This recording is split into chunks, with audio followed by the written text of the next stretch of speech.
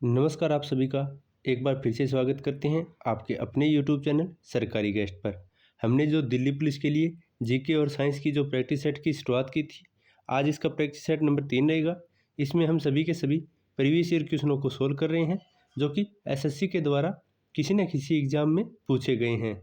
अगर आप चैनल पर नए हैं तो चैनल को सब्सक्राइब कर लीजिए और वीडियो पसंद आए तो वीडियो को लाइक और शेयर भी ज़रूर करें। तो चलिए बिना किसी देरी के साथ आज के प्रैक्टिस सेट नंबर 3 की शुरुआत करते हैं। इसमें हम टोटल 25 क्वेश्चनों को सोल्व करेंगे जो कि प्रीवियस ईयर क्वेश्चन रहेंगे।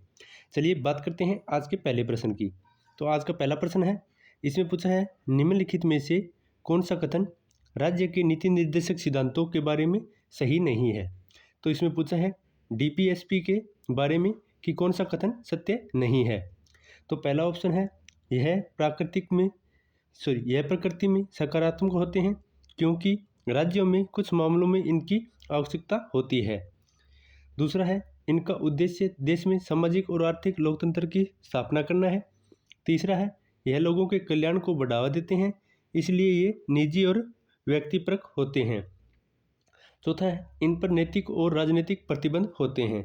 तो इनमें से कौन सा कथन सत्य नहीं है। तो इसका सही जवाब हो जाएगा ऑप्शन नंबर 3, यानी यह लोगों के कल्याण को बढ़ावा देते हैं, इसलिए ये निजी और व्यक्तिपरक होते हैं। यह कथन असत्य हो जाएगा। तो इस क्वेश्चन का राइट आंसर रहेगा ऑप्शन नंबर 3, बाकी तीनों कथन सत्य हो जाएंगे। तो चलिए आगे बढ़ते हैं और बात करते हैं अगले प्रश्न पर। प्रश्न नंबर 2 की बात करें तो इसमें पूछा है एक गर्म प्लेटिनम सतह पर गैस या अमोनियम का अपघटन उच्च दाब पर डैश क्रम की अभिक्रिया है।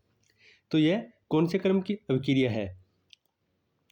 आपके सामने 4 ऑप्शन दिए हैं। पहला ऑप्शन है तीसरे क्रम की, दूसरा ऑप्शन है दूसरे क्रम की, तीसरा ऑप्शन है शून्य क्रम की और चौथा ऑप्शन है एक क्रम की। तो इसका सही जवाब हो जाएगा ऑप्शन नंबर 3, यानी यह शून्य क्रम की अभिक्रिया हो जाएगी। तो इस क्वेश्चन का सही जवाब हो जाएगा ऑप्शन नंबर 3, यानी यह शून्य क्रम की अभिक्रिया हो जाएगी। तो राइट आंसर रहेगा ऑप्शन नंबर 3। चलिए आगे बढ़ते हैं और बात करते हैं अगले प्रश्न की। तो अगला प्रश्न है प्रश्न नंबर 3। इसमें पूछा है भारतीय रेलवे 2019 और 2020 के अनुसार भारत में सबसे लंबा रेलवे ट्रैक किस राज्य में स्थित है। तो 2019 और 2020 के अनुसार सबसे बड़ा रेलवे ट्रैक कौन से राज्य में स्थित है। तो आपके सामने 4 ऑप्शन दिए हैं। पहला ऑप्शन है उत्तर प्रदेश में, दूसरा ऑप्शन है पंजाब में, तीसरा ऑप्शन है मध्य प्रदेश में और चौथा ऑप्शन है हरियाणा में। तो इस क्वेश्चन का सही जवाब हो जाएगा ऑप्शन नंबर 1, यानी सबसे ज़्यादा रेलवे ट्रैक की बात करें तो यह उत्तर प्रदेश में स्थित है। तो राइट आंसर रहेगा ऑप्शन नंबर 1, यूपी में। चलिए आगे बढ़ते हैं और बात करते हैं अगले प्रश्न की। अगला प्रश्न है प्रश्न नंबर 4। इसमें पूछा है निम्नलिखित में से कौन FIH यानी पुरुष हॉकी विश्व कप 2023 का शुभंकर था। तो 2023 के पुरुष हॉकी विश्व कप की बात की गई है कि इसका शुभंकर क्या था। तो आपके सामने 4 ऑप्शन है। पहला ऑप्शन है जीतू, दूसरा ऑप्शन है ओली, तीसरा ऑप्शन है आशा, चौथा ऑप्शन है भीमा। तो इसका सही जवाब हो जाएगा ऑप्शन नंबर 2, यानी FIH के जो पुरुष हॉकी विश्व कप हुआ था 2023 का, उसका शुभंकर ओली था। तो इस क्वेश्चन का सही जवाब हो जाएगा ऑप्शन नंबर 2, ओली। चलिए आगे बढ़ते हैं और बात करते हैं अगले प्रश्न की। प्रश्न नंबर 5 की बात करें तो इसमें पूछा है 30 नवंबर 2022 को राष्ट्रपति भवन में आयोजित राष्ट्रीय खेल एवं साहसिक पुरस्कार 2022 समारोह में कितने पुरस्कार प्रदान किए गए थे। तो पूछा है राष्ट्रीय खेल और साहसिक पुरस्कार समारोह में कुल कितने पुरस्कार प्रदान किए गए थे। तो आपके सामने 4 ऑप्शन हैं। चलिए बात करते हैं कि कुल कितने किए गए थे। पहला ऑप्शन है 32, दूसरा ऑप्शन है 52, तीसरा ऑप्शन है 44 और चौथा ऑप्शन है 28। तो कुल राष्ट्रीय खेल और साहसिक पुरस्कार 2022 की बात करें तो इसमें कुल 44 पुरस्कार प्रदान किए गए थे। तो इसका सही जवाब हो जाएगा ऑप्शन नंबर 3, 44 पुरस्कार प्रदान किए गए थे। चलिए आगे बात करेंगे अगले प्रश्न की। अगला प्रश्न है प्रश्न नंबर 6। इसमें पूछा है पहली एशियाई कबड्डी चैंपियनशिप कब आयोजित की गई थी। तो पहली एशियाई कबड्डी चैंपियनशिप की बात करें तो इसका आयोजन कब किया गया था। तो आपके सामने 4 ऑप्शन है। पहला ऑप्शन है 1970 में, दूसरा ऑप्शन है 1985 में, तीसरा ऑप्शन है 1980 में और चौथा ऑप्शन है 1975 में। तो कब किया गया था? तो इसका सही जवाब हो जाएगा ऑप्शन नंबर 3, यानी 1980 में सबसे पहले एशियाई कबड्डी चैंपियनशिप का आयोजन किया गया था। तो इस क्वेश्चन का राइट आंसर हो जाएगा ऑप्शन नंबर 3, 1980 में। चलिए आगे बात करेंगे अगले प्रश्न की। अगला प्रश्न है प्रश्न नंबर 7। इसमें पूछा है निम्नलिखित में से कौन सा स्थान वर्ष 1917 में गांधी के सत्याग्रह से संबंधित था? तो 1917 की बात करें तो गांधी जी ने अपना प्रथम सत्याग्रह आंदोलन स्टार्ट किया था, तो यह कहाँ से किया गया था? आपके सामने 4 ऑप्शन है। पहला ऑप्शन है अहमदाबाद से, दूसरा ऑप्शन है चंपारण से, तीसरा ऑप्शन है बारदौली से और चौथा ऑप्शन है खेड़ा से। तो इस क्वेश्चन का सही जवाब हो जाएगा ऑप्शन नंबर 2, यानी उन्होंने अपना प्रथम सत्याग्रह चंपारण से स्टार्ट किया था, यानी 1917 में सबसे पहले उन्होंने नील की खेती के लिए जो आंदोलन किया था तो वह चंपारण से किया था। तो इस क्वेश्चन का सही जवाब हो जाएगा ऑप्शन नंबर 2, चंपारण बिहार से। चलिए आगे बढ़ते हैं और बात करते हैं अगले प्रश्न की। प्रश्न नंबर 8 की बात करें तो इसमें पूछा है कि भारतीय संविधान ने डैश की स्थापना की है। तो पूछा है भारतीय संविधान के किसकी स्थापना की है? तो आपके सामने 4 ऑप्शन है। पहला है दोहरी न्यायिक प्रणाली, दूसरा है आंशिक न्यायिक प्रणाली, तीसरा है स्वतंत्र न्यायिक प्रणाली और चौथा है बहुल न्यायिक प्रणाली। तो कौन सी भारत के द्वारा कौन से संविधान की न्यायपालिका को अपनाया गया है? तो इसका सही जवाब हो जाएगा ऑप्शन नंबर 3, यानी स्वतंत्र न्यायपालिका प्रणाली को भारत संविधान ने लागू किया है, यानी इंडिपेंडेंट जुडिशरी सिस्टम को उन्होंने लागू किया है। तो इस क्वेश्चन का सही जवाब हो जाएगा ऑप्शन नंबर 3, स्वतंत्र न्यायपालिका प्रणाली को स्थापित किया है भारतीय संविधान ने। चलिए आगे बढ़ते हैं और बात करते हैं आज के क्वेश्चन नंबर 9 की। क्वेश्चन नंबर 9 की बात करें तो इसमें पूछा है किस स्थान की जलवायु निम्नलिखित में से किसके द्वारा प्रभावित नहीं होती है? यानी कौन से स्थान की जलवायु किसी के द्वारा प्रभावित नहीं होती है, इसके बारे में पूछा है। तो वह कौन सा स्थान है जहाँ पर जलवायु प्रभावित नहीं होती है? पहला है समुद्र से दूरी पर, दूसरा है मिट्टी के प्रकार पर, तीसरा है उच्चावच पर और चौथा है स्थान पर। तो इसका सही जवाब हो जाएगा ऑप्शन नंबर 2, यानी मिट्टी के प्रकार पर जलवायु का कोई भी प्रभाव नहीं होता है। तो इस क्वेश्चन का सही जवाब हो जाएगा ऑप्शन नंबर 2, मिट्टी के प्रकार पर। चलिए आगे बढ़ते हैं और बात करते हैं अगले प्रश्न की। प्रश्न नंबर 10 की बात करें तो इसमें पूछा है दक्षिण भारत के निम्नलिखित में से किस साम्राज्य के अंतर्गत महाबलीपुरम मंदिर वास्तुकला के एक महत्वपूर्ण केंद्र के रूप में उभरा था? तो पूछा है महाबलीपुरम मंदिर की वास्तुकला किसके काल में उभर के आई थी? तो आपके सामने 4 ऑप्शन है। पहला ऑप्शन है चोल वंश के शासनकाल में, दूसरा ऑप्शन है पल्लव वंश के, तीसरा ऑप्शन है चेरा के और चौथा ऑप्शन है चालुक्य के। तो इसमें से सही जवाब की बात करें तो इसका सही जवाब रहेगा ऑप्शन नंबर 2, यानी पल्लव राजवंश के समय में महाबलीपुरम मंदिर की वास्तुकला उभर कर आई थी। तो इसका सही जवाब हो जाएगा ऑप्शन नंबर 2, पल्लव राजवंश के समय में। चलिए आगे बढ़ेंगे और बात करेंगे अगले प्रश्न की। तो प्रश्न नंबर 11 की बात करें तो इसमें पूछा है निम्नलिखित में से कौन सा अविकार्य भोजन है? तो अविकार्य भोजन की बात करें तो इनमें से कौन सा है? तो आपके सामने 4 ऑप्शन है। पहला ऑप्शन है दही, दूसरा ऑप्शन है दूध, तीसरा ऑप्शन है दाल और चौथा ऑप्शन हो जाएगा मांस। तो इसमें से सही जवाब रहेगा ऑप्शन नंबर 3, यानी दाल, जो कि एक अविकार्य भोजन हो जाएगा। तो इसका सही जवाब रहेगा ऑप्शन नंबर 3, दाल। चलिए आगे बढ़ेंगे और बात करेंगे अगले प्रश्न पर। आगे बढ़ने से पहले आप सभी से निवेदन है, अगर वीडियो पसंद आ रही है तो वीडियो को लाइक करें और अपने दोस्तों के साथ शेयर करें और साथ ही साथ चैनल को भी सब्सक्राइब कर लें ताकि आगे आने वाली वीडियो आपको सबसे पहले मिल सके। चलिए अगला क्वेश्चन है जिस पर बात कर लेते हैं। क्वेश्चन नंबर 12 की बात करें तो इसमें पूछा है न्यूलैंड के धातु कोबाल्ट और निकल को हेलोजन के साथ किस म्यूजिकल नोट में रखा था? तो पूछा है न्यूलैंड ने जो कोबाल्ट और निकल का धातु था हेलोजन के साथ किस प्रकार के म्यूजिकल नोट में रखा था? तो आपके सामने 4 ऑप्शन है। पहला ऑप्शन है एमआई में, दूसरा ऑप्शन है आरई में, तीसरा ऑप्शन है एफए में और चौथा ऑप्शन है डीओ में। तो इसका सही जवाब हो जाएगा ऑप्शन नंबर 4, उन्होंने यह डीओ में रखा था। तो इस क्वेश्चन का सही जवाब है ऑप्शन नंबर 4। चलिए आगे बढ़ेंगे और बात करेंगे अगले प्रश्न पर। अगला प्रश्न है प्रश्न नंबर 13। इसमें पूछा है ब्रिटिश भारत के किस गवर्नर जनरल ने सती प्रथा को कानूनी रूप से समाप्त करने के राजा राम मोहन राय की मदद की थी? तो सती प्रथा को रोकने के लिए किन्होंने अपना राजा राम मोहन राय का सहयोग किया था? तो आपके सामने चार ऑप्शन है। पहला है विलियम बेटिक, दूसरा है कॉर्नवालिस, तीसरा है कर्जन और चौथा है रिपन। तो किसके द्वारा यह किया गया था? तो इसका सही जवाब हो जाएगा ऑप्शन नंबर 1, यानी विलियम बेटिक के द्वारा 1829 में इसे कानून बनाया गया था और इस पर रोक लगा दी गई थी सती प्रथा पर। तो इस क्वेश्चन का सही जवाब हो जाएगा ऑप्शन नंबर 1। चलिए आगे बात करेंगे अगले प्रश्न की। प्रश्न नंबर 14 की बात करें तो इसमें पूछा है निम्नलिखित में से कौन सा त्यौहार गुरु नानक देव की जयंती के रूप में मनाया जाता है? तो गुरु नानक देव की जयंती के रूप में कौन सा त्यौहार मनाया जाता है? तो आपके सामने चार ऑप्शन है। पहला है बैसाखी, दूसरा है होला मोहल्ला, तीसरा है गुरुपर्व या गुरुपर्व, चौथा है छप्पर मेला। तो कौन से मेले का आयोजन किया जाता है? तो इसका सही जवाब हो जाएगा ऑप्शन नंबर 3, यानी गुरुपर्व, जो कि गुरु नानक देव जी की जयंती के रूप में मनाया जाता है। तो इस क्वेश्चन का सही जवाब हो जाएगा ऑप्शन नंबर 3, गुरुपर्व।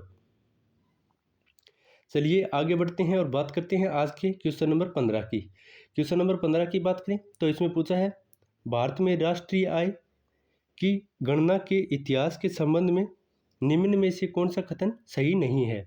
यानी यहाँ पर 4 कथन दिए हैं जिसमें से 3 कथन सत्य हैं और एक कथन असत्य है। चलिए बात कर लेते हैं ऑप्शन नंबर 1 की, यानी राष्ट्रीय आय की गणना करने का पहला आधिकारिक प्रयास पीसी महालनोबिस के द्वारा किया गया था। तो यह कथन तो सत्य हो जाएगा। वहीं राष्ट्रीय आय की गणना करने के लिए पहले वैज्ञानिक पद्धति का उपयोग डॉक्टर VKRV राव ने किया था। तो यह कथन भी सत्य हो जाएगा।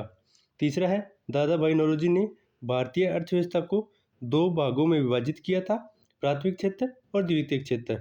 तो यह कथन असत्य हो जाएगा। दादा भाई नौरोजी के द्वारा इसे 2 क्षेत्र में विभाजित नहीं किया गया था, बल्कि 3 क्षेत्रों में विभाजित किया गया था। वहीं चौथा है NIA की गणना करने का पहला प्रयास दादा भाई नौरोजी ने किया था। तो यह कथन भी सत्य हो जाएगा। तो इस क्वेश्चन का राइट आंसर रहेगा ऑप्शन नंबर 3। केवल 3 नंबर ऑप्शन गलत है, बाकी तीनों सत्य हैं। चलिए आगे बात करेंगे अगले प्रश्न की। तो अगला प्रश्न रहेगा प्रश्न नंबर 16। प्रश्न नंबर 16 की बात करें तो इसमें पूछा है किस सरकार ने वर्ष 2022 में पंडित अनीदो चटर्जी नामक प्रतिष्ठित ताल वादक को बंग विभूषण पुरस्कार से सम्मानित किया था? तो पूछा है पंडित अनीदो चटर्जी को किसने बंग विभूषण पुरस्कार से सम्मानित किया था, यानी कौन से राज्य के द्वारा उन्हें बंग विभूषण पुरस्कार से सम्मानित किया था 2022 में? तो आपके सामने 4 ऑप्शन है। इसमें पहला ऑप्शन है आसाम ने, दूसरा ऑप्शन है त्रिपुरा ने, तीसरा ऑप्शन है झारखंड ने और चौथा ऑप्शन है पश्चिम बंगाल ने। तो इसका सही जवाब हो जाएगा ऑप्शन नंबर 4, यानी वेस्ट बंगाल के द्वारा पंडित अनीदो चटर्जी को बंग विभूषण पुरस्कार से 2022 में सम्मानित किया था। तो इसका सही जवाब रहेगा ऑप्शन नंबर 4, वेस्ट बंगाल ने, यानी पश्चिम बंगाल के द्वारा उन्हें बंग विभूषण से सम्मानित किया गया था। चलिए आगे बढ़ेंगे और बात करेंगे आज के क्वेश्चन नंबर 17 की। क्वेश्चन नंबर 17 में पूछा है निम्नलिखित में से कौन सा स्थान भौगोलिक रूप से श्रीलंका के समीप है?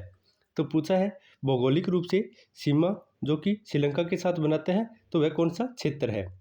पहला ऑप्शन है केवल कराईकल, दूसरा ऑप्शन है केवल कराईकल और यानम, तीसरा ऑप्शन है केवल यानम के द्वारा और चौथा ऑप्शन है केवल माही के द्वारा। तो सबसे ज़्यादा श्रीलंका के समीप कौन सा सीमा बनाता है? तो इसका सही जवाब रहेगा ऑप्शन नंबर 1, यानी केवल कराईकल के द्वारा सबसे ज़्यादा श्रीलंका के साथ समीप सीमा बनाई जाती है। तो इस क्वेश्चन का सही जवाब रहेगा ऑप्शन नंबर 1, केवल कराईकल के द्वारा। चलिए आगे बढ़ेंगे और बात करेंगे अगले क्वेश्चन पर। अगला क्वेश्चन रहेगा क्वेश्चन नंबर 18। इसमें पूछा है निम्नलिखित में से किस अधिनियम को निरस्त करने निम्नलिखित में से किस अधिनियम को निरस्त करने और प्रतिस्थापित करने के लिए संसद ने नौवहन सामुद्रिक सहायता विधेयक 2021 को पारित किया था? तो आपके सामने 4 ऑप्शन है और पूछा है कि कौन सा अधिनियम था जो नौवहन सामुद्रिक सहायता विधेयक 2021 को पारित करने के लिए उसे निरस्त कर दिया गया था। पहला ऑप्शन है डोरिन अधिनियम 1910।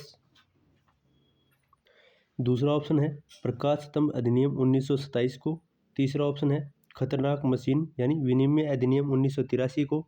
तीसरा ऑप्शन है वित्तीय क्षति यानी आपदा प्रबंधन अधिनियम 1962 को। तो इसका सही जवाब हो जाएगा ऑप्शन नंबर बी, यानी प्रकाश स्तंभ अधिनियम 1927 को उन्होंने पारित किया था। तो इस क्वेश्चन का सही जवाब हो जाएगा ऑप्शन नंबर 2। चलिए आगे बढ़ेंगे और बात करेंगे आज के क्वेश्चन नंबर 19 की। क्वेश्चन नंबर 19 की बात करें तो इसमें पूछा है निम्नलिखित में से किस राज्य सरकार द्वारा तानसेन संगीत समारोह आयोजित किया जाता है। तो तानसेन संगीत समारोह आयोजन की बात करें तो कौन से राज्य के द्वारा किया जाता है। तो आपके सामने चार ऑप्शन है। पहला ऑप्शन है महाराष्ट्र सरकार के द्वारा, दूसरा ऑप्शन है उत्तर प्रदेश सरकार के द्वारा, तीसरा ऑप्शन है मध्य प्रदेश सरकार के द्वारा और चौथा ऑप्शन है राजस्थान सरकार के द्वारा। तो इसका सही जवाब हो जाएगा ऑप्शन नंबर 3, यानी एमपी यानी मध्य प्रदेश सरकार के द्वारा तानसेन संगीत समारोह आयोजन का किया जाता है। तो इसका सही जवाब रहेगा ऑप्शन नंबर 3। चलिए आगे बढ़ते हैं और बात करते हैं आज के क्वेश्चन नंबर 20 की। क्वेश्चन नंबर 20 की बात करें तो इसमें पूछा है कौन सी पंचवर्षीय योजना मुख्य रूप से गरीबी हटाओ पहल पर केंद्रित थी। यानी गरीबी हटाओ का नारा कौन सी पंचवर्षीय योजना में दिया गया था। तो आपके सामने चार ऑप्शन है। पहला ऑप्शन है 5वीं पंचवर्षीय योजना में, दूसरा ऑप्शन है 3री पंचवर्षीय योजना में, तीसरा ऑप्शन है 6ठी पंचवर्षीय योजना में और चौथा ऑप्शन है 4थी पंचवर्षीय योजना में। तो इस क्वेश्चन का सही जवाब रहेगा ऑप्शन नंबर 1, यानी 5वीं पंचवर्षीय योजना में गरीबी हटाओ का नारा दिया गया था, जो कि 1974 से 1978 तक चली थी। एक यही पंचवर्षीय योजना थी जो अपना कार्यकाल सिर्फ 4 वर्ष तक कर सकी थी, बाकी पंचवर्षीय योजना थी। यह इस क्वेश्चन का सही जवाब हो जाएगा ऑप्शन नंबर 1, पंचवर्षीय योजना के समय 5वीं पंचवर्षीय योजना में गरीबी हटाओ का नारा दिया गया था। चलिए आगे बढ़ेंगे और बात करेंगे आज के क्वेश्चन नंबर 21 की। इसमें पूछा है which organisms are classified as a aviary. Aviary में बात करें तो इसमें किसे जोड़ा गया है। पहला है फ्रॉग को, दूसरा है फिशेज को, तीसरा है स्नेक्स को और चौथा है बर्ड्स को। तो इसमें मुख्य रूप से पक्षी यानी बर्ड शामिल होते हैं। तो इस क्वेश्चन का सही जवाब रहेगा ऑप्शन नंबर 4, बर्ड्स को इसमें शामिल किया गया है। चलिए आगे बढ़ेंगे और बात करेंगे आज के क्वेश्चन नंबर 22 की। क्वेश्चन नंबर 22 की बात करें तो इसमें पूछा है हुमायूं की मृत्यु के बाद 13 वर्ष में अकबर का 1556 में डैश के कलानौर में राज्याभिषेक हुआ था। तो पूछा है अकबर के द्वारा जो 1556 में जब वह 13 वर्ष की आयु के थे तब उनका राज्याभिषेक कलानौर में हुआ था। तो यह कलानौर कहाँ पर स्थित है। तो आपके सामने चार ऑप्शन है। पहला ऑप्शन है गुजरात में, दूसरा ऑप्शन है बंगाल में, तीसरा ऑप्शन है राजस्थान में और चौथा ऑप्शन है पंजाब में। तो इस क्वेश्चन का सही जवाब रहेगा ऑप्शन नंबर 4, यानी कलानौर मुख्य रूप से पंजाब में स्थित है। तो इसका सही जवाब रहेगा ऑप्शन नंबर 4, पंजाब में। चलिए आगे बढ़ेंगे और बात करेंगे आज के क्वेश्चन नंबर 23 की। क्वेश्चन नंबर 23 की बात करें तो इसमें पूछा है मणिपुर के निम्नलिखित में से किस शहर में जवाहरलाल नेहरू मणिपुर नृत्य अकादमी स्थित है। तो पूछा है जवाहरलाल नेहरू मणिपुर नृत्य अकादमी कहाँ पर स्थित है। तो आपके सामने चार ऑप्शन है। पहला ऑप्शन है इम्फाल में, दूसरा ऑप्शन है थोबल में, तीसरा ऑप्शन है चंदेल में और चौथा ऑप्शन है उखरुल में। तो इसका सही जवाब हो जाएगा ऑप्शन नंबर 1, यानी जवाहरलाल नेहरू मणिपुर नृत्य अकादमी इम्फाल में स्थित है। तो इस क्वेश्चन का सही जवाब है ऑप्शन नंबर 1, इम्फाल में। चलिए आगे बढ़ते हैं और बात करते हैं आज के क्वेश्चन नंबर 24 की। क्वेश्चन नंबर 24 की बात करें तो इसमें पूछा है मार्च 2023 में भारत के 28वें लेखा महानियंत्रक के रूप में किसे नियुक्त किया गया है। यानी CGA जो कि 28वें थे तो वह किसे नियुक्त किया गया था। तो आपके सामने चार ऑप्शन है। पहला ऑप्शन है विक्रम देवदत्त को, दूसरा ऑप्शन है प्रवीण शर्मा को, तीसरा ऑप्शन है अरुण गोयल को और चौथा ऑप्शन है SS दुबे को। तो भारत का 28वां लेखा महानियंत्रक किसे नियुक्त किया गया था। तो इसका सही जवाब है ऑप्शन नंबर 4, यानी SS दुबे को भारत का 28वां लेखा नियंत्रक नियुक्त किया गया था। तो इस क्वेश्चन का सही जवाब रहेगा ऑप्शन नंबर 4, SS दुबे को। चलिए आगे बढ़ते हैं और बात करते हैं आज के अंतिम क्वेश्चन की। अंतिम क्वेश्चन है क्वेश्चन नंबर 25। इसमें पूछा है हबार्डिया हेप्ट्यूनोरॉन जो लुप्तप्राय हो गया है निम्नलिखित में से किसकी प्रजाति है। तो हबार्डिया हेप्ट्यूनोरॉन की बात की गई है और पूछा है यह किसकी प्रजाति है। तो आपके सामने चार ऑप्शन है। पहला ऑप्शन है बाघ की, दूसरा ऑप्शन है बांस की, तीसरा ऑप्शन है घास की और चौथा ऑप्शन है सार्स की। तो यह किसकी प्रजाति है। तो इसका सही जवाब है ऑप्शन नंबर 3।